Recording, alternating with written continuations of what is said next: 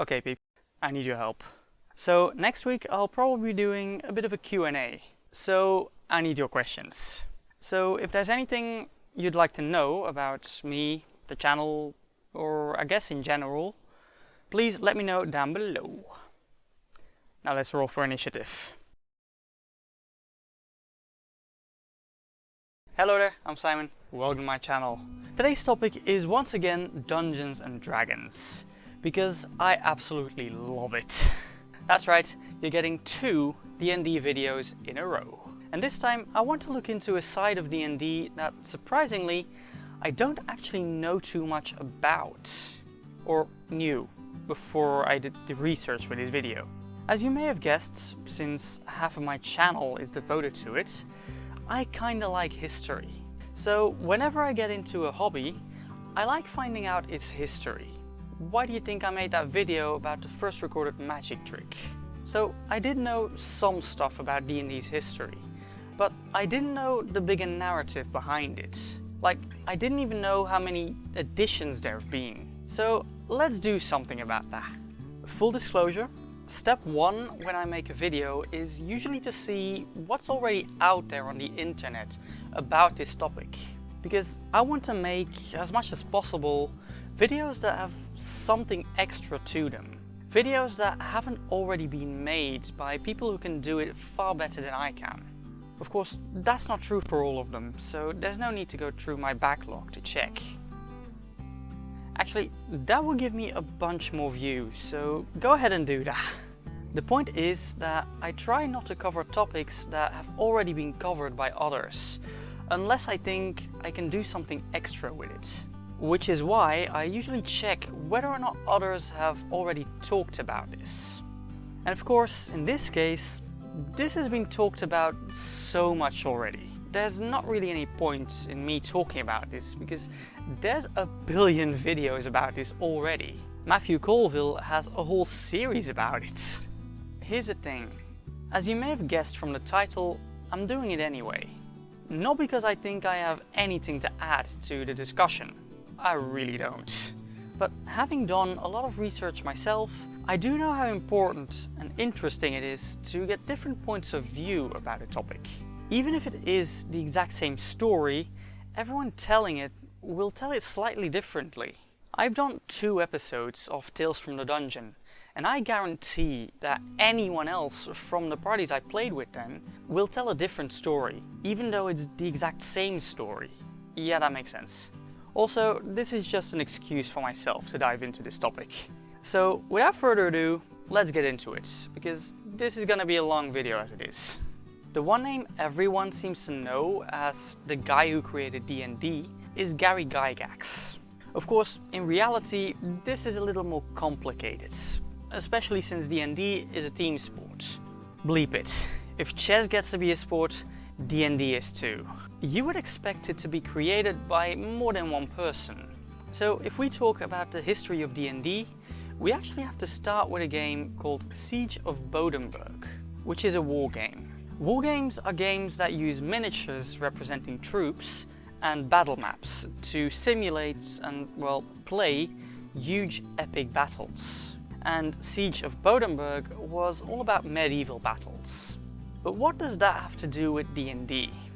Well, someone called Jeff Perrin used the Siege of Bodenberg as a basis to develop his own rule system for medieval war games, which he then developed with Gary Gygax into a system called Chainmail. The interesting thing about Chainmail is that it didn't just have rules for mass combat, which makes sense. It is a war game, that's kinda the point. But it also had rules for one-to-one combat, which I don't think was really a thing before this. Correct me if I'm wrong. Also interesting is that Gygax actually wanted to make it possible to play battles with less historical and more fantastical influences. He wanted to bring to life the worlds of Tolkien and Conan the Barbarian. So, along with Chainmail, he published a supplement allowing the use of fantastical ideas, like hobbits and giants, but also elementals, magic items, and of course spells. Then, in 1969, someone called David Wesley started acting as a sort of arbiter or judge in a war game set in Napoleonic Germany. It was called Braunstein, and it was the first time players played one specific character, rather than commanding troops, and it was the first time there was an arbiter running it. Essentially, this was the first tabletop role-playing game, and Wesley was the first game master. One of Wesley's friends, David Arneson, created a medieval version of Braunstein called Blackmoor. Well, I say medieval, but it wasn't too strict with the history, because it also had more science fiction-y elements like steam power and such.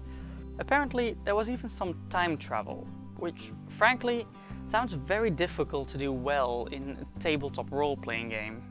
Anyway, this is where the threads I've been spinning are coming together, because in order to run the combat, Arneson used the chainmail system, and because Arneson and Gygax were also friends, they worked together to create a fantasy version, or a more Tolkien-y version, of Blackmoor.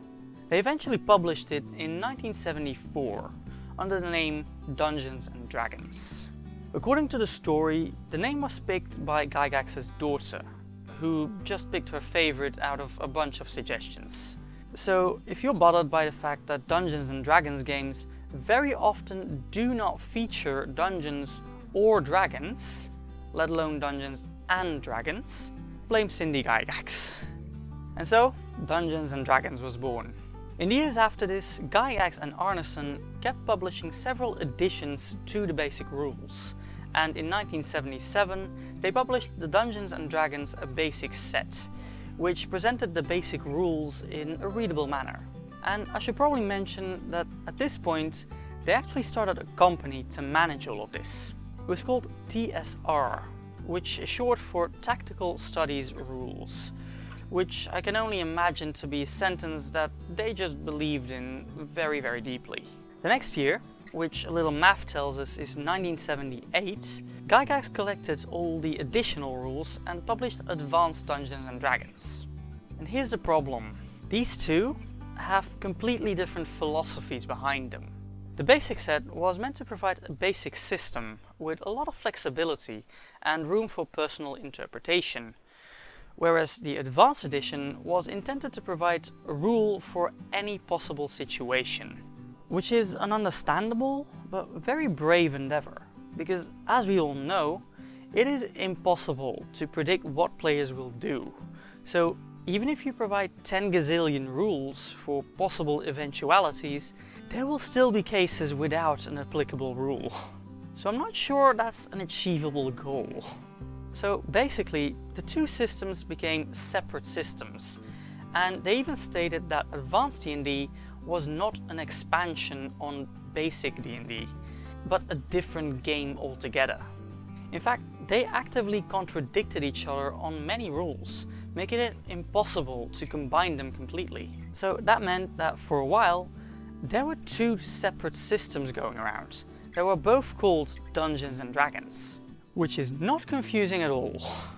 Between 1977 and 1978, they published the three core rule books, namely the Player's Handbook, the Dungeon Master's Guide, and the Monster Manual. These were part of the Advanced D&D system. Now, the basic D&D line would have 5 iterations, namely Basic, Expert, Companion, Master, and Immortals. These were published between 1977 and 1986, and most of these rules were eventually compiled in the Dungeons & Dragons Rules Cyclopedia, published in 1991. Meanwhile, in 1989, the Advanced line came with Advanced Dungeons & Dragons 2nd Edition, which is a pretty self-explanatory title. It's also around this time that the whole satanic controversy came along. You see, they'd been using some imagery of like devils and demons and such, and that made Christians think that it was nothing but a facade for devil worship. Anyway, around 1980, some guys called the Bloom Brothers became the majority shareholders of TSR, and they got into an enduring conflict with Gary Gygax, who they eventually pushed away to Hollywood, where he was working on the D&D cartoon and was trying to get a movie made about D&D. Anyway, back at TSR HQ, the Blooms were making a mess of things, and Gygax ended up leaving the company. and eventually the company was sold to Wizards of the Coast in 1997, who still own it to this day. And from here on, the history of D&D gets a little less confusing and a lot more straightforward, which kinda means the same thing, doesn't it? In 2000, 3rd edition was released into the world, which finally combined the basic and advanced lines into a single system. Based on this 3rd edition, Wizards of the Coast also developed what's called the D20 System, which, as I understand it, was a more general version of the basic D&D system. Basically, the idea of rolling a D20 and then adding modifiers. The idea is that this was a system that could be used for pretty much any genre or setting, and that could actually openly be used by other companies. Except it was still trademarked, so they could use it, but they had to pay for it.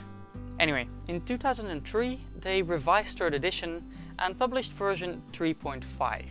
Then, in 2008 they published 4th edition and introduced the Encounters program. The Encounters program being a weekly event at game stores, where players could basically show up as they pleased, without it being a problem for continuity. Which is a pretty brilliant idea if you ask me.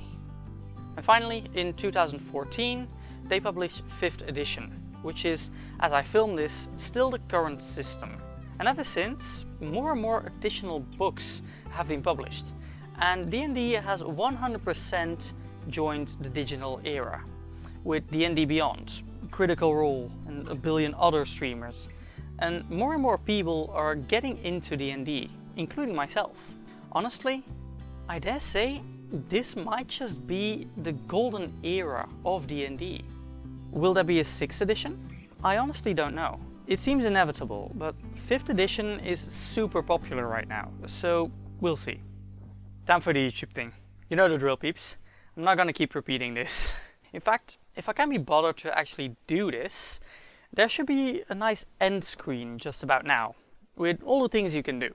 So please do those things. If you don't know what to comment, why don't you tell us all about your D&D history? When did you start? What's your favorite edition? Do you have a good story to share? Please do. As for me, well, I started playing about 1.5 years ago, so 5th edition is kinda the only edition I know, which sort of makes it my favorite by default. And I do have a couple of good stories, which conveniently I have already told on the channel, so feel free to give those a watch if you haven't already. Also, what do you think of the end screen? Let me know down below. Anyway, thanks for watching.